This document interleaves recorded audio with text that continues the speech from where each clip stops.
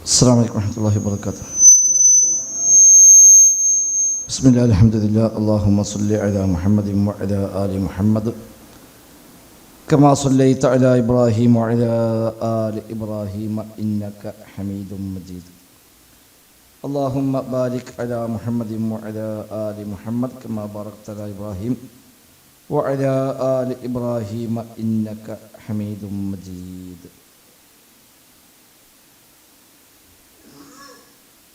അല്ലാഹു സുബ്ഹാനഹു വ തആലയുടെ നിയമ നിർദ്ദേശങ്ങൾ കഴിവിൻ്റെ പരമാവധി ജീവിതത്തിൽ പാലിക്കുവാൻ പരിശ്രമിച്ചുകൊണ്ട് മുത്തഖീങ്ങളായി ജീവിക്കണേ എന്ന് പ്രത്യേകമായി ഓർമ്മപ്പെടുത്തുകയാണ്. റബ്ബ് സുബ്ഹാനഹു വ തആല തൗഫീഖ് പ്രദാനം ചെയ്യുമാറാവട്ടെ. സൂറത്തുൽ അംബിയായിലെ 59 മുതലുള്ള വചനങ്ങളാണ് ഇനി നമുക്ക് പഠിക്കാനുള്ളത്. أعوذ بالله من الشيطان الرجيم.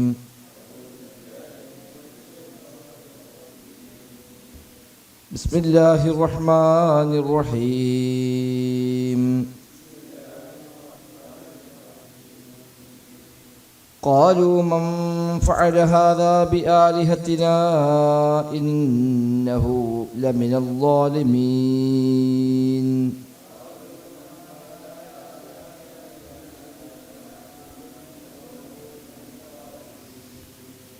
قالوا سمعنا فتى يذكرهم يقال له إبراهيم.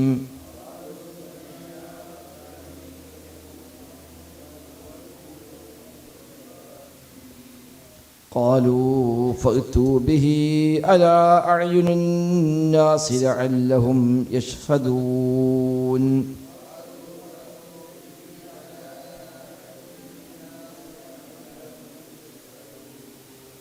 قالوا أأنت فعلت هذا بآلهتنا يا إبراهيم.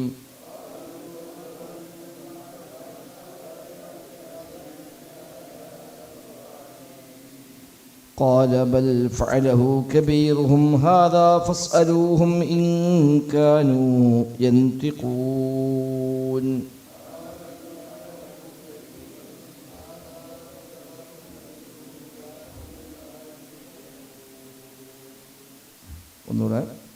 بسم الله الرحمن الرحيم. قالوا من فعل هذا بآلهتنا إنه لمن الظالمين.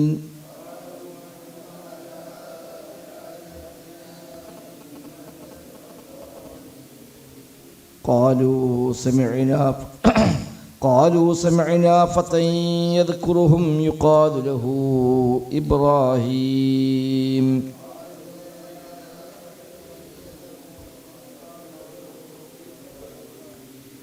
قالوا فأتوا به على أعين الناس لعلهم يشهدون.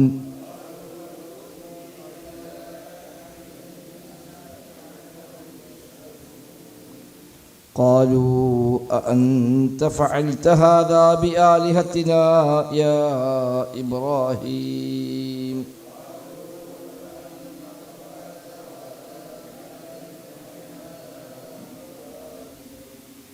قال بل فعله كبيرهم هذا فاسألوهم إن كانوا ينطقون.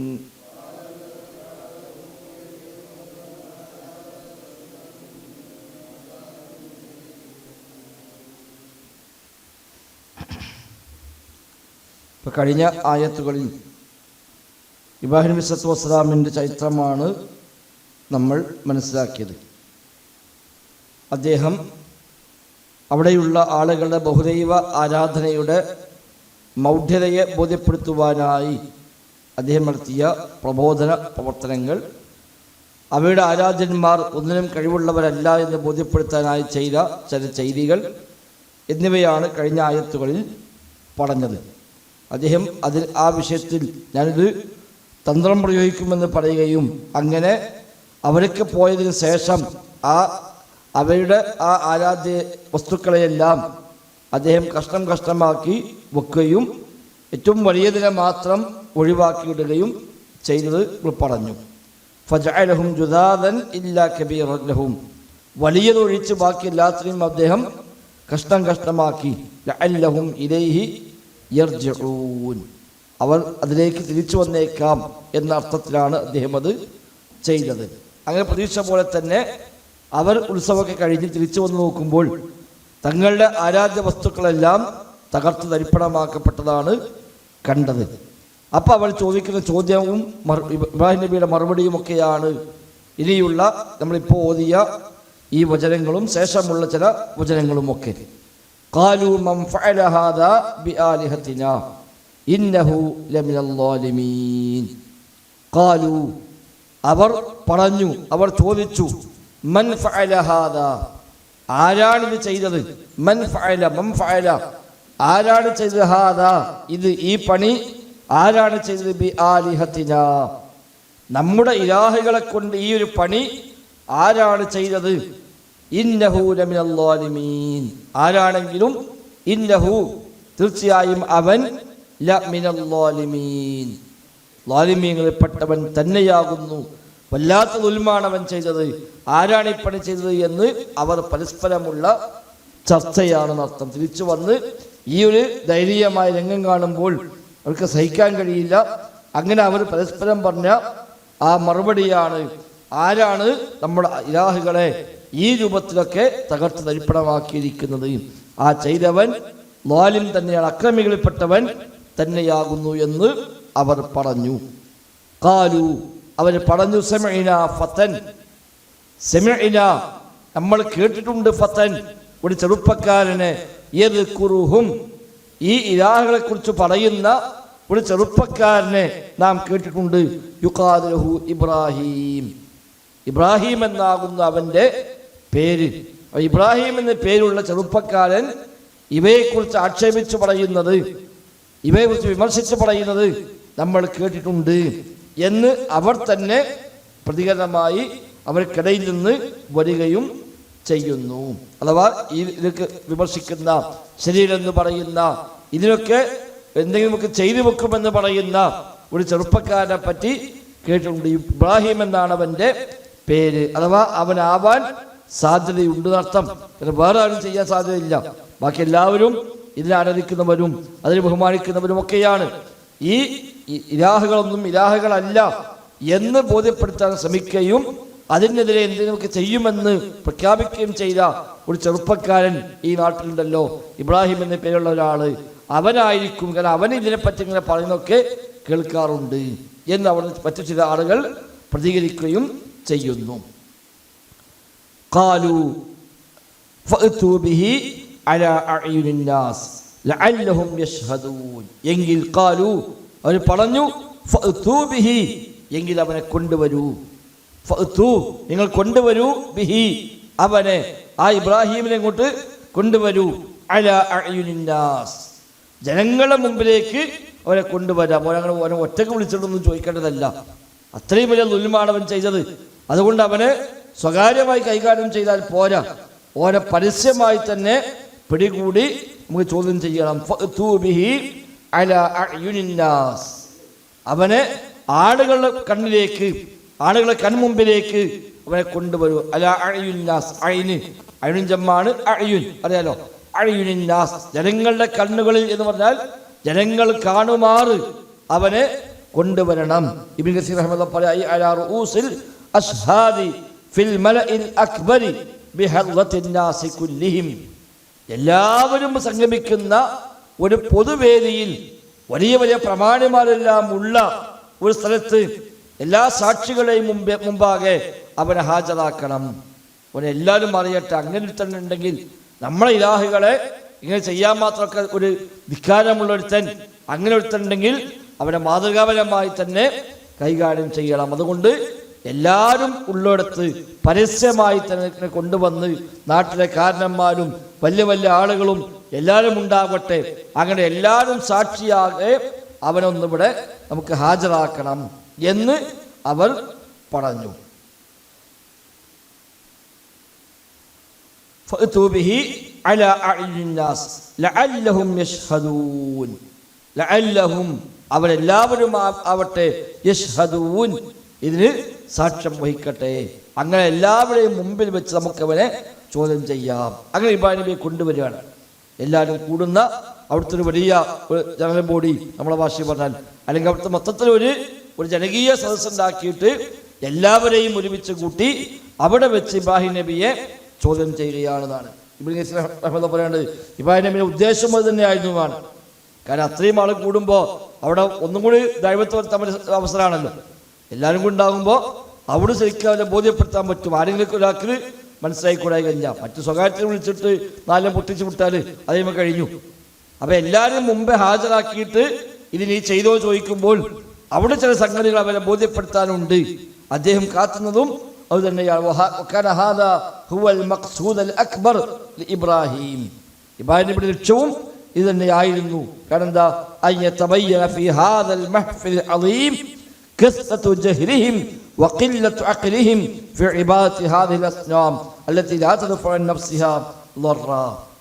സ്വന്തത്തിനെതിരെ വരുന്ന ഒരു ദോഷത്തെ തടുക്കാൻ കഴിയാത്ത ഇവയെ ഇലാഹായി സ്വീകരിക്കുന്നതിന്റെ മൗഢ്യത, ബുദ്ധിയില്ലായ്മ അത്ര വലിയ സദസ്സിൽ വെച്ച് ബോധ്യപ്പെടുത്താൻ ഒരു അവസരം കിട്ടുക എന്ന് തന്നെയാണ് ഇബ്രാഹിം നബി സ്വല്ലല്ലാഹു അലൈഹി വസല്ലം ഉദ്ദേശിച്ചതും.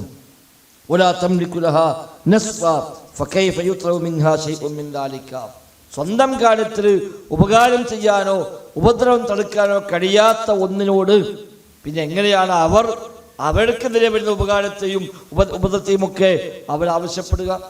ഒരെന്തിനാ ഇലാഹാക്കി വെച്ചത്? തങ്ങളുടെ ജീവിതത്തിൽ ആവശ്യമുള്ളതൊക്കെ ചോദിക്കാൻ, തങ്ങൾക്ക് വരുന്ന ഷർറുകളെ തടുക്കാൻ ഇവയെ കൊണ്ട് പറ്റുന്നതാണ്. എന്നാൽ അവയ്ക്കെതിരെ വന്ന ഷർറിനെ തടുക്കാൻ പറ്റിയില്ല. അങ്ങനത്തെ ഒന്നിനെ മുമ്പിൽ പോയിട്ടാണ് അവർ ഞങ്ങളെ കാക്കണേ, ഞങ്ങളെ പ്രശ്നം തീർക്കണേ എന്ന് പറയുന്നത്. ഇത് മൗഢ്യമാണ്, ഇത് ബുദ്ധിയില്ലായ്മയാണ്. ഈ ഒരു ബുദ്ധിയില്ലായ്മയെ ഈ ആളുകൾക്ക് മുമ്പിൽ ബോധ്യപ്പെടുത്താൻ അവസരം കിട്ടുമല്ലോ. അതാണ് ഇബ്രാഹിം നബി സ്വല്ലല്ലാഹു അലൈഹി വസല്ലം പ്രതീക്ഷിച്ചതും. അങ്ങനെ അവിടെ ഇബ്രാഹിം നബിയെ പിടികൂടി അവിടെ കൊണ്ടുവന്നു. പറഞ്ഞ പോലെ എല്ലാവരും കൂടി ഒരു വലിയ സദസ്സ് സംഘടിപ്പിച്ച് ആ മഹാസദസ്സ് വെച്ച് ഇബ്രാഹിം നബിയെ ചോദ്യം ചെയ്യാൻ തുടങ്ങി. ഖാലു അഅൻത ഫഅൽത ഹാദാ ബിആലിഹതിനാ യാ ഇബ്രാഹിം. ഖാലു അവർ ചോദിച്ചു, അഅൻത ഫഅൽത നീയാണോ ചെയ്തത്? അഅൻത നീയാണോ, അൻത നീ, അഅൻത നീയാണോ, ഫഅൽത നീ ചെയ്തതാണോ, ഹാദാ ഇത്, ബിആലിഹതിനാ ഞങ്ങളുടെ ഇലാഹുകളെ കൊണ്ട് ഈ ഒരു പണി ചെയ്തത് നീയാണോ, യാ ഇബ്രാഹിം അല്ലയോ ഇബ്രാഹിം. കണ്ടോ, ഞങ്ങളുടെ ദൈവങ്ങളൊക്കെ ആകെ തകർന്ന തരിപ്പണമായി എല്ലാം നശിപ്പിക്കപ്പെട്ടിരിക്കുന്നു. നീയാണോ ഇബ്രാഹിം ഈ ഇലാഹുകളെ ഈ രൂപത്തിൽ ചെയ്തത്? ഖാല അപ്പൊ അദ്ദേഹത്തിന്റെ പ്രതികരണം, ബൽ ഫഅലഹു കബീറുഹും ഹാദാ. ബൽ അല്ല, ഫഅലഹു അത് ചെയ്തത്, കബീറുഹും അവരെ കൂട്ടത്തിൽ ഈ വലിയവനായിരിക്കാൻ സാധ്യതയുണ്ട്. ഹാദാ ഈ നിൽക്കുന്ന വലിയോൻ അവൻ ചെയ്താവാനാണ് സാധ്യത. കാരണം വലിയോനൊന്നും ചെയ്തിട്ടില്ലല്ലോ, വലിയോനോട് നിർത്തിയിട്ട് ബാക്കിയുള്ളതൊക്കെയാണ് ശരിയാക്കി വിട്ടത്. അപ്പൊ ഈ വലിയവനാവാനാണ് സാധ്യത. ബൽ ഫഅലഹു കബീറുഹും ഹാദാ അവരെ കൂട്ടത്തിലെ ഈ വലിയവൻ അതായിരിക്കാം ഒരു പക്ഷേ ഈ ചെയ്തത്. അതുകൊണ്ട് ഫസ്അലൂഹും നിങ്ങൾ അവരോട് തന്നെ ചോദിച്ചു നോക്കുക. എന്നോട് ചോദിക്കണ്ട, അവരോട് ചോദിച്ചു നോക്കി, ആരാ ചെയ്ത് ചോദിച്ചു നോക്കി. എന്നവർ പക്ഷേ കിട്ടിയേക്കാം. ഇൻകാനു യന്തിഖൂൻ, ഇൻകാനു അവരാണെങ്കിൽ, യന്തിഖൂൻ സംസാരിക്കുമെങ്കിൽ നിങ്ങൾ ചോദിച്ചു നോക്കി. ഇലാഹല്ലേ, നിങ്ങൾ ദൈവമാണല്ലോ, അതുകൊണ്ട് നിങ്ങൾ അതിനോട് ചോദിച്ചു നോക്കൂ. സംസാരിക്കുമെങ്കിൽ ഒരു പക്ഷേ അവർ പറഞ്ഞേക്കാം എന്ന് അദ്ദേഹം അവിടെ അവരെ ബോധ്യപ്പെടുത്തലാണ് ഉദ്ദേശം. അതാണ് ഇന്നമാ അറാദ ബിഹാദാ അൻ യുബാദിറു മിൻ തിൽഖാഇ അൻഫുസിഹിം. അദ്ദേഹം ഇത് പറയാൻ കാരണം സ്വാഭാവികം, ഇത് പറഞ്ഞാൽ ഓലും ഇങ്ങോട്ട് പറയുമല്ലോ, അതിനോട് ചോദിച്ചിട്ട് കാര്യമില്ല, അതിനോട് പറഞ്ഞിട്ട് കേൾക്കൂല, അതിന് മിണ്ടാൻ കഴിയില്ല എന്ന് അവർ സ്വാഭാവികം നിങ്ങൾ പറയും. അത് പറയുമ്പോൾ തിരിച്ചു ചോദിക്കാം. പിന്നെന്താ ഞങ്ങൾ അതിനോട് പോയി ബാക്കിയെല്ലാം പോയി ചോദിക്കുന്നത്? നിങ്ങളുടെ ജീവിതത്തിലെ എല്ലാ പ്രശ്നങ്ങളും അവിടെ പോയി ചോദിക്കുന്നുണ്ട്.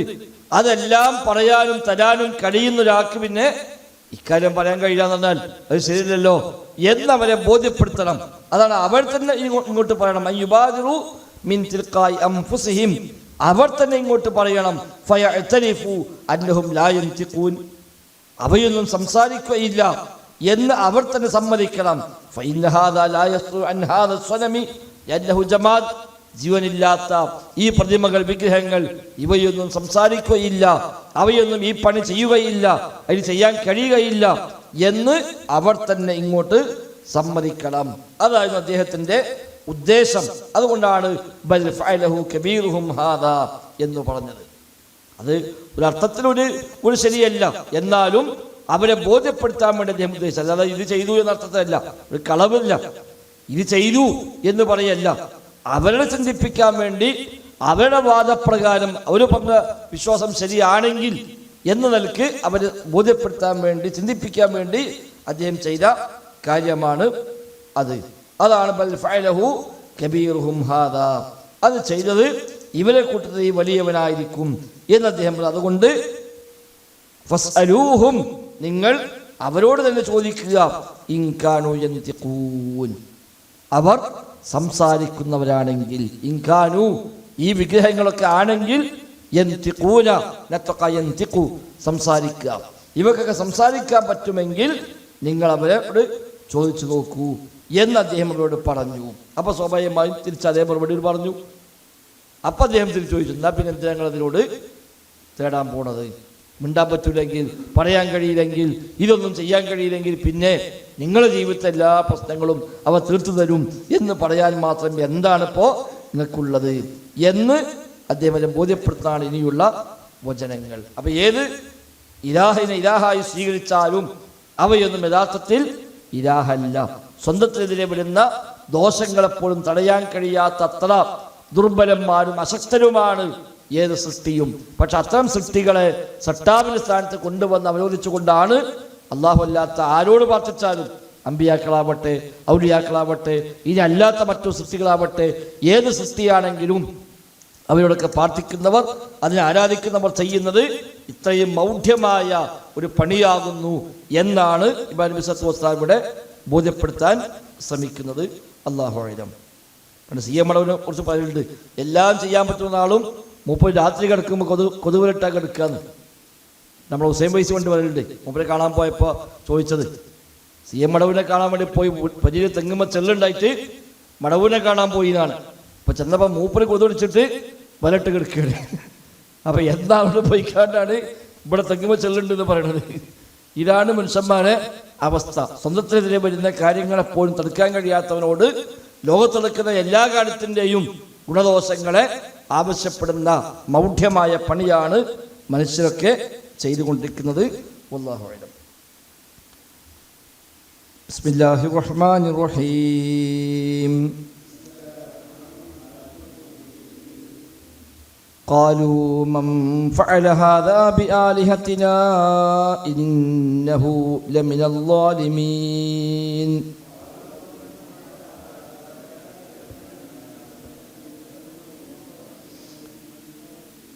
قالوا سمعنا فتى يذكرهم يقال له إبراهيم.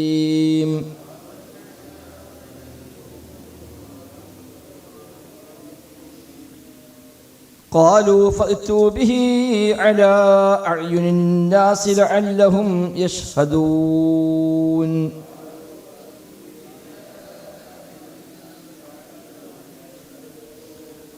قالوا أأنت فعلت هذا بآلهتنا يا إبراهيم.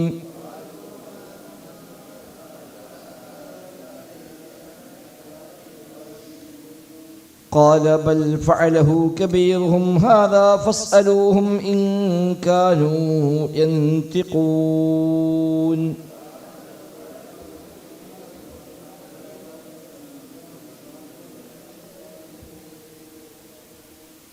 سبحانك اللهم وبحمدك.